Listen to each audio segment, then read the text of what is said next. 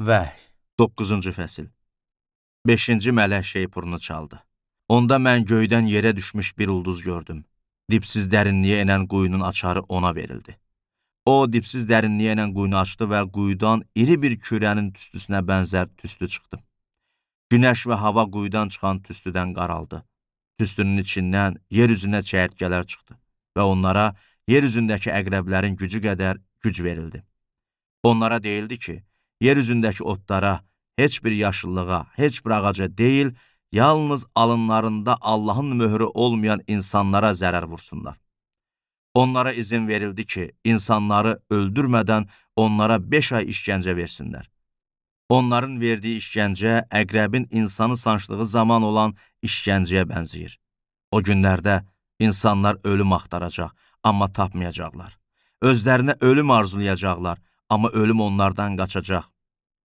Çəyirtkələrin görünüşü döyüşə hazırlanan atlara bənzəyirdi. Başlarında sanki qızıl tac var idi. Üzləri də insan üzü kimi idi. Onların qadınlarda olan kimi saçları var idi. Dişləri də aslan dişləri kimi idi. Döş zirehləri dəmir zirehlər kimi idi. Qanadlarının səsi döyüşə qaçan çoxlu sayda arabalarla atların səsinə bənzəyirdi. Onların əqrəb kimi quyruqları və neştərləri var idi. Quyruqlarında elə gücləri var idi ki, insanlara 5 ay zərər verə bilərdilər. Dipsiz dərinliyin mələyi onların üzərində padşahlıq eləyirdi. Onun adı İbrani dilində Avaddon, Yunanca Apollyon idi. Birinci bəla ötüb keçdi. Budur, ondan sonra daha 2 bəla gəlir.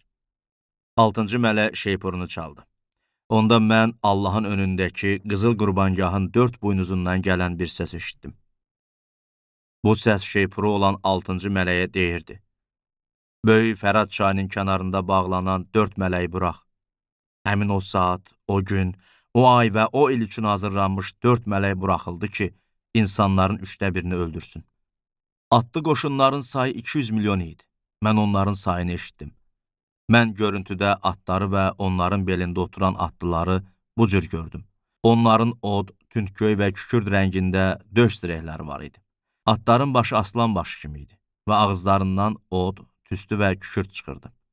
Bu 3 bəladan, yəni onların ağzından çıxan od, tüstü və kükürddən insanların 3də biri həlak oldu. Çünki atların gücü onların ağzında və quyruğunda idi.